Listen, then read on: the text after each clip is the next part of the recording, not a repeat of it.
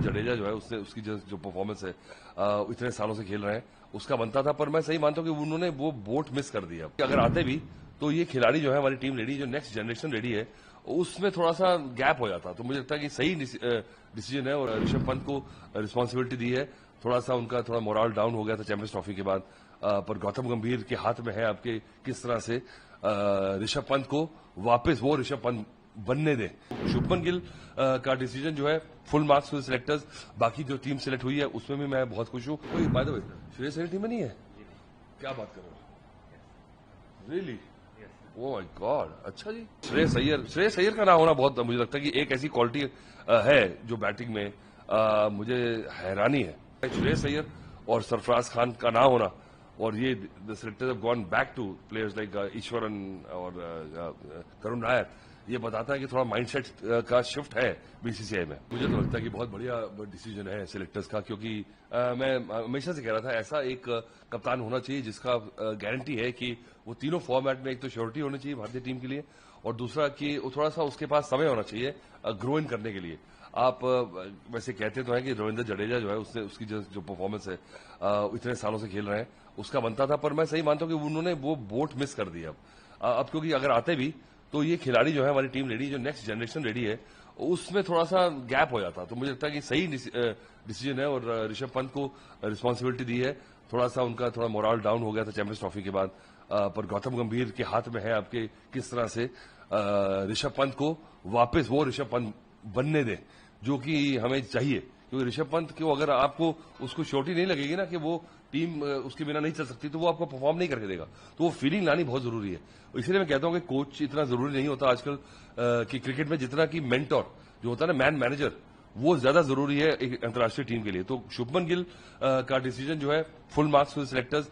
बाकी जो team select हुई है उसमें भी मैं बहुत खुश हूँ। मुझे लगता है कि करुण नायर को जो दोबारा मौका दिया है, क्योंकि जो पुराने खिलाड़ी हैं ना, स्पेशली बैट्समैनशिप में जो पुराने खेले हुए हैं, काफी लंबे समय से खेल रहे हैं, उनकी क्वालिटी है, लीनेज है, उनको लाना बहुत जरूरी है। आप एक्साइटमेंट में आके एक यंगस्टर को खिला लें, जैसे साई सुदर्शन जो है, मुझे लगता है कि परफेक्ट एक सिलेक्शन है, क्योंकि उसकी जो क्वालिटी है, उसने हालांकि T20 में नाम कमाया, पर जो उसने जिस तरह से रन बनाए हैं, पता लगता है कि ये हायर क्वालिटी का प्लेयर है वो।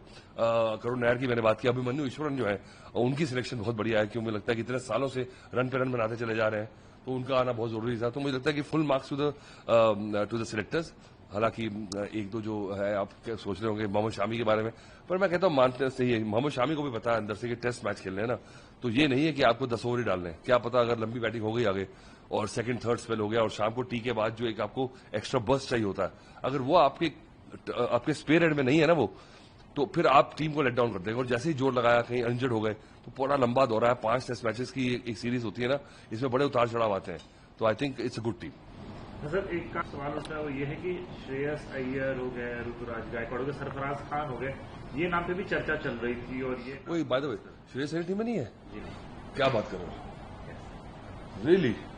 ओह माय गॉड, अच्छा जी, चलो ठीक है। हाँ, वहां पर थोड़ा मेरी आप सरप्राइज सरफराज खान, या मुझे सरफराज खान और श्रेयस अय्यर का ना होना बहुत, मुझे लगता है कि एक ऐसी क्वालिटी है जो बैटिंग में मुझे हैरानी है कि चलो ऐसा लग रहा है कि सिलेक्टर्स ने मन बना लिया बोर्ड ने कि टोटली जो टेस्ट क्रिकेट का मुखड़ा अलग कर देंगे, पर सरफराज खान का ना होना, क्योंकि ऑस्ट्रेलिया में उनको मौका नहीं मिला था 11 में खेलने का, और जितनी क्वालिटी उन्होंने जितनी दिखाई थी, झलक दिखाई थी, उस हिसाब से मुझे लगता है कि वो टेस्ट क्वालिटी के ही प्लेयर है, और उनको ना पिक करना, आप ऋतुराज गायकवाड़ के बारे में भी कह सकते हैं, पर मुझे लगता है श्रेयस अय्यर और सरफराज खान का ना होना, और ये the selectors have gone back two players like Eswaran और करुण नायर, ये बताता है कि थोड़ा माइंडसेट का शिफ्ट है बीसीसीआई में। सर यहाँ पर एक सवाल, जो विराट नहीं होंगे तो कौन होगा 4 नंबर? वो जो वॉइड है जो सचिन तेंदुलकर का विराट ने फिल किया था, विराट का कौन फिल करेगा? देखिए ऐसे मुझे लगता है नंबर 4 बनाना पड़ेगा, ऐसा नहीं कि आपको पका पकाया मिल जाएगा। आपको देखना है केएल राहुल के पास वो क्वालिटी है। केएल राहुल की बात करें तो केएल राहुल जैसा नंबर 4 नहीं मिल सकता आपको, और अगर आपके पास, क्योंकि ओपनिंग स्लॉट अब जायसवाल और शुभमन गिल ने जो दिक्कत पूरी कर दी है, वो आपके पास अगर स्लॉट फिल्ड है, तो आप देख सकते हैं कि भाई उसमें अब आपको केएल राहुल के ऊपर वो बहुत बड़ा रोल है, क्योंकि अब वो हमारे जो बैटिंग स्पिरिट है वो केएल राहुल है अगर देखा जाए तो, क्योंकि बाकी जो नए प्लेयर्स हैं वो इतने श्योर नहीं है वर्ल्ड क्रिकेट में, और श्रेयस अय्यर रहते तो मुझे लगता है श्रेयस अय्यर का भी हक बनता था उस स्पॉट पे।